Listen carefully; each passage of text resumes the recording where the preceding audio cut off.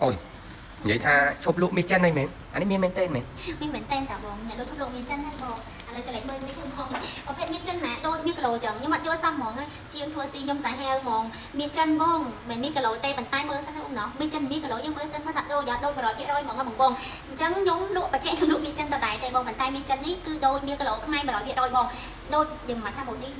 គឺកំងជាងជាពិសេសជូនមួយហ្មងពេលអត់រកអត់មកជាងធ្វើប្រភេទមានចិនខាងអូនគឺម៉ូតថ្មីរហូតបងអាចធ្វើការ live page មួយមកបងដើម្បីទទួលបានមើលម៉ូតថ្មីមិនអត់តទិញក៏បានទេបងអត់តទុកចិត្ត page ខ្ញុំមិនមែនបង follow page ទុកសិនណាបងងំមួយខែពីរខែចាំតាមដានថាច្បាស់ហើយអូនស្រឡាញ់ម៉ូតនេះវាអូននឹងលក់ល្អគុណភាពល្អចាំទៅបងទៅបង ស្ដាយអូនអើយបងកំងគេអត់ទាន់មុនចូលឆ្នាំមកបានមុនចូលឆ្នាំមួយបាននេះប្រហែលអត់សល់ទេនេះបង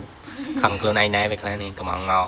ស្ទើហ្មងនៅពេលអញ្ចឹងដល់ចូលឆ្នាំហើយបានចូលតែយើងសម្រិតសម្រាំងជាមួយនឹងគុណភាពអវ៉ាន់ពេកអញ្ចឹងទៅថ្ងៃចូលឆ្នាំគឺពួកយើងអត់មានអវ៉ាន់លក់ទេអញ្ចឹងដល់តែហៅចូលឆ្នាំបានជាងគាត់ធ្វើតន់ប៉ុន្តែអត់ជាថ្មីទេបងឲ្យតែសាច់អវ៉ាន់គឺអញ្ចឹងអ្នកលក់គឺនិយាយមកថាតែ3 4ថ្ងៃគឺអត់ស្តុកឯបងតួមិនបានលក់ថ្ងៃចូលឆ្នាំក៏លក់ថ្ងៃនេះគឺឲ្យបងជាពិសេសបងពាក់ចូលរួមកម្មវិធីមង្គលការពាក់ប្រចាំថ្ងៃក៏បានទេបងបើយកទៅមិនស្អាតរូបភាពមិនល្អដូចខ្ញុំនិយាយមិនដូចមានគីឡូខ្មែរដូរលុយជុំវិញបងនិយាយមកហាត់ចិត្តបង